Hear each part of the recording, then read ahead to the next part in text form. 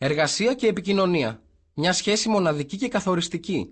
Σκεφτείτε πόσο μας επηρεάζουν ως εργαζόμενους ο τρόπος οργάνωσης της εργασίας, οι συμβολικές αξίες, η οικονομία και οι τεχνολογίες πληροφορίας και επικοινωνίας, όχι μόνο στη διαδικασία της παραγωγής, αλλά και εκτός αυτής. Θα μπορούσαμε να πούμε ότι η ταυτότητα του εργαζόμενου σήμερα συγκροτείται με βάση την επικοινωνία, τη χρήση των τεχνολογιών της πληροφορίας και τον συνεχή ψηφιακό αλφαβητισμό. Μιλάμε για την επικοινωνία ανάμεσα σε άτομα, τμήματα μιας επιχείρησης, επικοινωνία με το αγοραστικό κοινό. Αλήθεια, αναρωτηθήκατε ποτέ ποιες επικοινωνιακές ικανότητες ζητούνται κατά προτεραιότητα από την αγορά εργασίας? Ξέρετε πόση πληροφορία εκπέμπεται με τη μη λεκτική επικοινωνία και κατά πόσο αυτή επηρεάζει τον παραλήπτη του μηνύματος? Επειδή ζούμε μέσα στην κοινωνία της προβολής, μας είναι χρήσιμο να μαθαίνουμε πώς να πορευόμαστε μέσα σε αυτήν ως φορείς ατομικής και συλλογικής δράσης. Έτσι λοιπόν, θα ανακαλύψουμε από την αρχή τους εξωλεκτικούς κώδικες επικοινωνίας, το ψηφιακό χάσμα, την κουλτούρα των νέων μέσων και το ρόλο της διευρυμένης κατανάλωσης. Επίσης, θα μάθουμε για την πειθό και την προπαγάνδα, την πολιτισμική κατανάλωση και τη γλώσσα των media.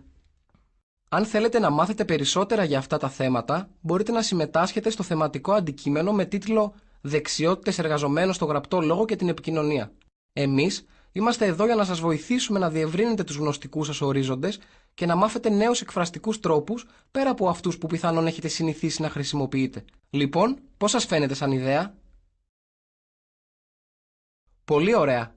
Αυτή είναι μια πολύ σωστή επιλογή για όσους αναγνωρίζουν το ρόλο της οργανωμένης και συστηματικής επικοινωνίας στην εργασία, στην παραγωγική διαδικασία, αλλά και στο σύνολο της σύγχρονης οικονομίας και κοινωνίας. Επίσης, για εσάς που θα παρακολουθήσετε το θεματικό αντικείμενο, έχετε υπόψη σας ότι μαζί με τις πολύ χρήσιμες γνώσεις επιδιώκεται και ένας ακόμη στόχος, που είναι η ανάπτυξη επικοινωνιακών ικανοτήτων, απαραίτητων στην εργασιακή διαδικασία και στη συλλογική δράση των εργαζομένων. Μετά την παρακολούθηση του θεματικού αντικειμένου, θα είστε σε θέση να κατανοείτε τη σχέση ανάμεσα στην οργάνωση της εργασίας και την επικοινωνία στο σύγχρονο εργασιακό περιβάλλον. Να αξιοποιείτε την ενδοεπιχειρησιακή επικοινωνία προς όφελος της αποτελεσματικότητας ενός οργανισμού, όπως επίσης και τη συλλογική δράση. Να κατανοείτε το πώς η διευρυμένη κατανάλωση, ιδιαίτερα η πολιτισμική, καλλιεργεί ταυτίσεις, σχέσεις και κίνητρα που συμβάλλουν σημαντικά στην ανάπτυξη μιας επιχείρησης και της οικονομίας.